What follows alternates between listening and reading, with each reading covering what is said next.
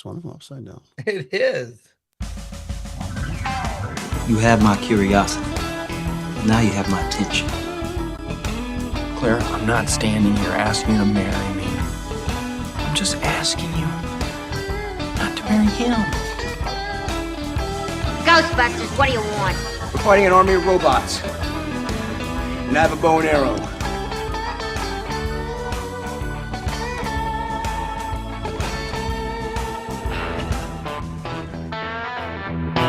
Oh, there it is. You hear that music? It's time to talk a little smoke. It's the Smoke Show. We've got them, Jake and Stunt, talking all things barbecue. Love having these cats on. Gentlemen, how are we doing today? Living the dream better than we deserve. All right, well, that's good. I'm glad. Glad to hear. How about you, Stunt? Same, I guess. Busy, running and gunning this time of year. Well, it is. I mean, you have a season, right? I mean, you're going to barbecue stuff. This is the season because I presume you guys are married to this thing. A lot of us give up the barbecuing outdoors, come November, December. I mean, you might get crazy for Thanksgiving dinner if the weather's still good. You guys year round? Oh yeah. Oh yeah. We can't give it up, really. I feel like we make room so it's easy to pull the grills out in the winter, no matter where they might be at. If it's him's behind his underneath his porch or mine in the garage, always easy to pull it out and get in the open to cook quickly on it. And year round, I think is easy to do for both of us, no matter what it might be. How good does your grill have to be if it's 30 degrees outside or colder to keep it hot? Does it matter what the outside temp is? If you're, obviously you just got to put more pellets in or whatever you're doing to keep it warm. Is that all the only difference? It sure matters a lot. If you're just doing traditional grilling, obviously your heat source is going to be a little warmer and hotter than it normally would be. If you're smoking, then a smoke blanket is definitely the way to go. You can get blankets that cover your smoker, and they help insulate the steel and the compartment to hold the heat in and keep it. Okay. It's not so much of holding the heat; it's maintaining heat. And when it's cold like that, if you get a little breeze, you can, obviously you're running less heat, but it's just maintaining a constant temperature because that's more important than the temperature itself. Because if your temp's a little low, you're just going to go a little longer. But can I tell you a great story about winter grilling? No? Okay. Let's start it down. Give me your story. Yes, you can. Give it to me. We were recording an episode of the barbecue show with a national guest who lives in Provo, Idaho, right? No, Utah. Wherever, somewhere out there, out west where they're just frilly. He is we were talking cast iron. Anyway, cast iron, great guy, pretty cool interview. And we asked him, he talks about how he doesn't do a steak on anything but cast iron. And so I asked him, I said, what's your over under to inside cooking versus outside? Because if you've ever fried a steak on a hot cast iron pan inside, that's a smoky mess. Oh, yeah. Your wife's only going to put up with that for so long. And he said, his exact quote, well, where I live, we have winters and it gets cold here. So I don't go outside and grill when it's cold or snowy. And Stunt was so disgusted, he didn't say another word for the rest of the interview. Son, can you believe the guy? I mean, I found it ridiculous that he would assume that his winter is a winter out there in Utah. Maybe he's in the mountains, I guess, but then he should be used to it even more so. But come on, man, get that grill out and do some cooking in the winter. There's something a little bit more fun about cooking in the winter too. It's the elements. I mean, it's like people who go ice fish. You're in the elements. It's a little bit more fun to be out there doing those things. And I think when he said that, I was just like, okay, I understand who we're talking to now. I've learned everything I need to know about you for the rest of the conversation. Let's talk the skillet if we can. I get it, it's outside, like you say, Jake. The smoke doesn't get the wife teed off. But why would you do a steak in a skillet? You don't get the char marks, the burn. I mean, what is the key is you do, though. But the thing is that you do, because when you're doing it in a cast iron pan or a skillet, piping hot, like as hot as you can get it. And I think people forget that when they grill a steak, like on their gas grill, and they set it at medium and they close the lid. You just basically put your steak in an oven. If you go to a steakhouse, like a true steakhouse, they broil their steaks at about 1,700 degrees. Yeah. So, like your average gas grill's struggling to get to 625, 650. Yeah. So when you get a cast iron pan, it holds heat and it transfers heat differently than anything else. And it gets super, super hot. I mean, when you put that thing in there, you want it to sizzle and fry and smoke and bang, because that's where you get that sear, That's where you get the crisp. That's where you get all those perfect little edges on it. So it does that better than anything else, especially on cast iron. It really, really makes a difference. That's why if you're going to grill a steak outside and your option is gas or charcoal, and you're asking that question, then there's no hope for you. But it's charcoal every time. Charcoal, because you can get way more heat, induce some flavor from the charcoal. Same thing with the cast iron. You can induce different flavors you can't do over charcoal or fire, because you can put some butter, you throw some garlic in there, you get a little rosemary, a little thyme, and you baste the steak with the butter to kind of let it soak in, and then it pulls in those flavors from the garlic and the thyme and the rosemary, and it's a different style, different flavor, because you can create different flavor profiles to enhance the steak. You don't want to overdo it, because a good steak is a good steak. All you need is as Stunt would agree, all you need is a good bottle of ketchup. Stunt. He's sitting here shaking his head at everything you're saying. I'm with you, and you throw the ketchup thing, and he about drops his hat. You think you're a comedian over here? Don't do ketchup. But the cast iron is if you take a cast, I don't know if you have a gas grill. How do you grill, Al? You have gas grill? I've been gas up until now. Now I have a smoker. I have a Traeger. Does your pellet? Does your gas grill have that side burner, perhaps? Yes. Yeah. Okay. Do they not make? They don't make. Okay. Go ahead. Yeah. Take your cast iron pan and hit it with just a touch of olive oil, and turn that flame on your side burner to high, and put that cast iron pan and let it get there to the point. Now remember, don't touch the pan; it's hot. But let that thing get as hot as it can. Let it sit on that flame for 15, 20 minutes, just getting hot. And then throw your steak in there and do it. Just do it once, and trust me, you're going to absolutely fall in love. Fair enough. Stunt's still shaking his head. I didn't even know we were going to go here, but you had that great story about the Idahoan. Yeah. I was going to ask you guys about chicken. Now, we've done the beef, we've done the pork. As a novice guy, I hate it when my wife asks me to do chicken on the grill. She's not a fan of the skin, first off, and I don't even know how else to keep the sauces and the rub on it if it doesn't have the skin on it. What do you guys do with just chicken breasts, chicken thighs? What do you do on the grill to keep that? I'd like a little bark, if you will. I think you taught me that. I'm having a tough time. You get a skinless chicken breast, ain't nothing get hard on that thing, and until it's overcooked. Well, I don't. If you have any thoughts, I would say my first thought would be, if I'm doing a chicken breast and you want a little bit of bark on it, again, I'm going to go to a faster heat to start, and I would probably do it on my flat top as opposed to the grill. Or I would do it if you're doing it, like, say, on a gas grill, on the lower burners, down on the rack as close to the heat. So you get a little bit of that crisp, you get a little bit of that sear, and then move it to the top rack to kind of let it finish. Get the heat. Okay. And get up to temp. If you have a smoker now, here's a little tip for you. If your wife likes skinless chicken, you can go get skinless breasts or skinless thighs. Now, you're not going to get your bark this way, but put them in one of those disposable aluminum pans and season them. And then just put them in the smoker that way. They'll cook faster. They turn out perfect. They're juicy. They're delicious. Again, not that crispy. I'm with you. I like a quarter chicken that's been basted with barbecue sauce. Thank you. Every 12 minutes, all the way through the cook. So that you need a jackhammer to get through it. That is amazing. But my kids don't like barbecue sauce. I don't know. I guess my mailman has no taste. Do they know what you do for a living? The show, and this is really. It's just it's the worst. But that's a couple different ways that I like to do it. The flat top works really well. Now you can do it again on the grates as well. The hack I use on a gas grill, not so much for chicken because it's more delicate, but if I'm doing a steak and I'm stuck on a gas grill, is take your rack off, and down below you have those little aluminum triangles. They call them flavor bars. Weber calls them flavor bars. Everybody has a different thing. And it's to diffuse the heat so you don't get direct flame. Yeah. Take your grate off, turn it sideways, and set it right on top of those. And now your food is 2 to 3 inches closer to the heat source, so you can get a much hotter cooking temperature, especially if you're doing a steak. And get that thing right down there on the heat. You can pull it up, and then let it finish to the temp you want. That is interesting. How about yourself, Stunt? I mean, everybody loves a good barbecue wing. But when you get a little bigger, a little fatter, you just, I hate it. It's the scary meat for me to put on my grill because I just don't know what I'm doing.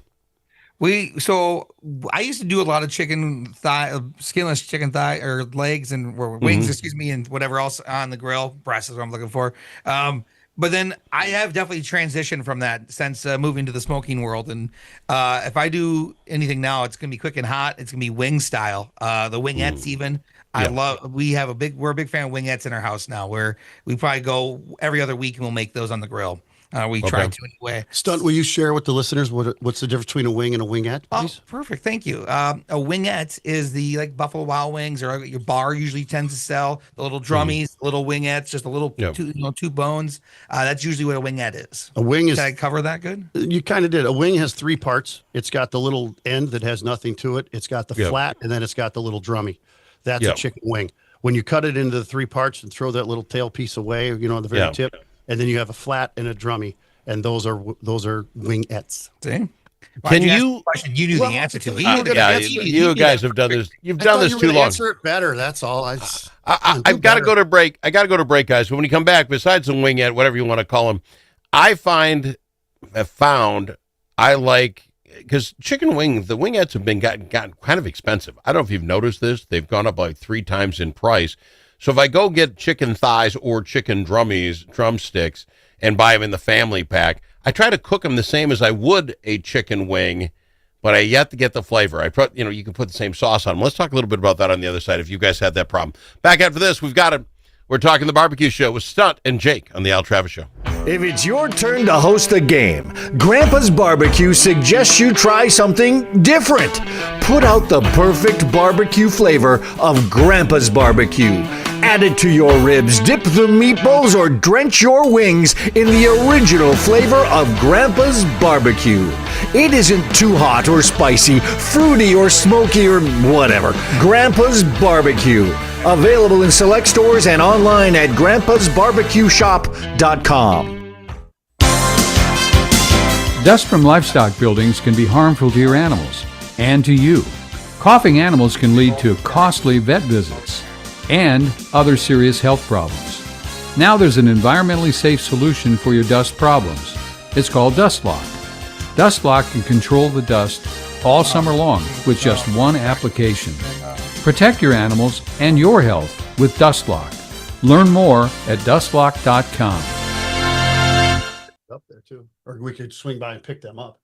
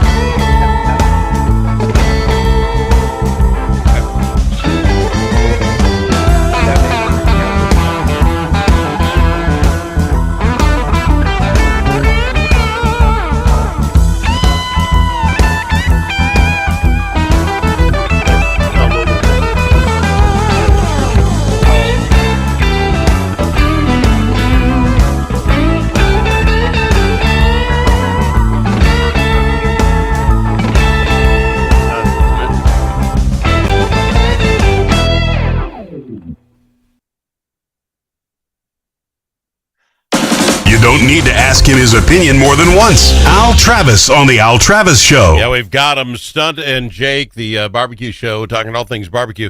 Did that make any sense what I was talking about? I got a little tired of the high prices of just, and you're calling them wingettes, the little chicken wings, and putting them on the grill. So I tried to do the same thing with a real thigh, with a real a chicken wing, the whole thing. And it just doesn't come out the same. I don't care what you do. It's not that same flavor. Am I doing something wrong? Yeah, the obvious choice, and I think Stunt will agree, is that the difference is the size of the meat you're cooking. And the big mistake a lot of folks make when it comes to outdoor grilling and cooking and smoking is we listen to our mother-in-law and go, don't put too much seasoning on there. There's also that salt. You got to season the heck out of it, Al. And if you're the amount of seasoning. What the heck does your mother-in-law say when she finds you doing an impersonation like that of her on the radio? Oh my God, Thanksgiving's got to be tough. The good news for you is that every time I make fun of her on the radio, she seems to be listening. So she's listening right now, obviously. So that's another win in the listener column. Well, I'm sure she just tuned out and she's texting now. But no, but in all seriousness, the amount of what people forget sometimes when you look at the size of the meat that you're grilling or smoking or cooking, you have to season appropriately and proportionately. And if you're seasoning for a wing, that's a lot. And there's not a lot of meat in a wing.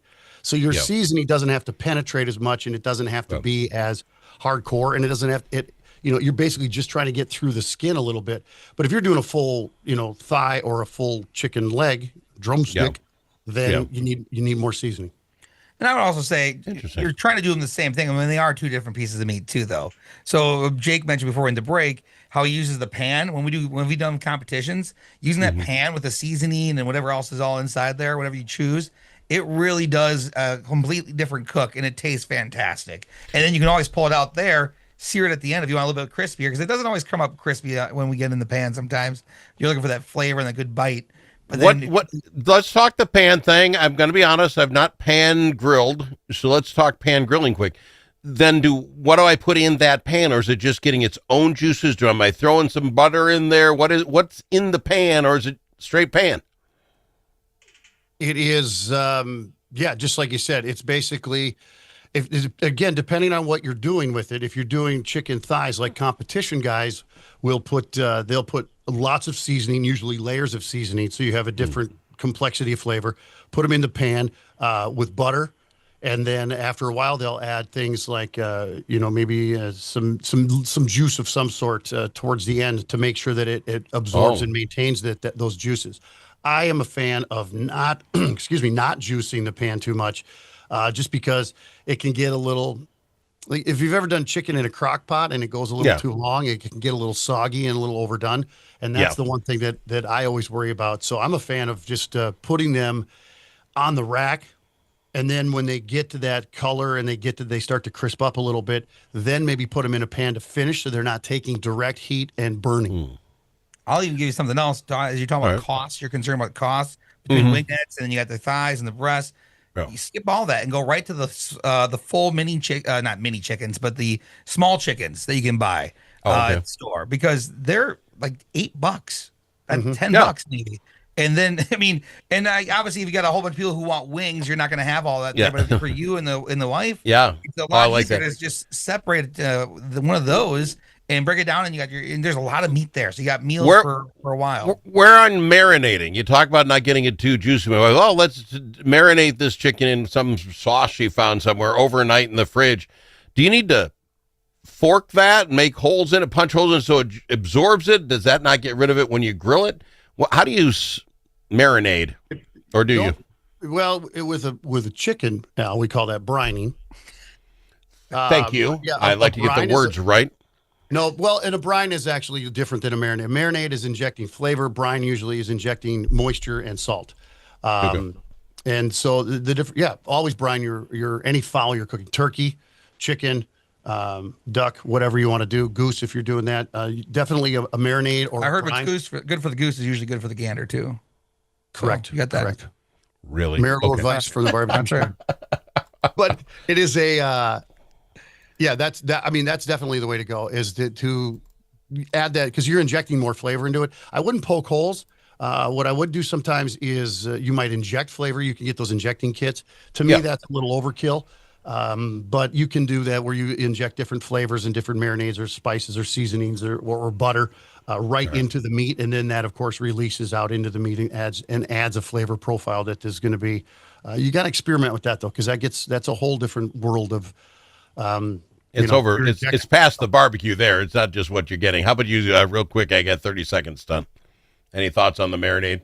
I wouldn't poke your chicken at all. Is my main answer. Right. Marinating is always easy. I would say marinating's usually something you do real quick before they'd be at lunch, before dinner, at night. Brining you do for a full 24 hours at a time is what I would focus on. And I just never stab your chicken. Never stab any meat. You can help it. Right. I think that's just a good rule of thumb then. All right, Jake. Stunt, thank you very much for coming on the program. I love the barbecue show. I love what you guys do. Thanks for answering the questions. I really appreciate it. Thanks for having us, bud. Thank you. Stunt and Jake, the barbecue show, right here on the Al Travis Show. More coming up after this.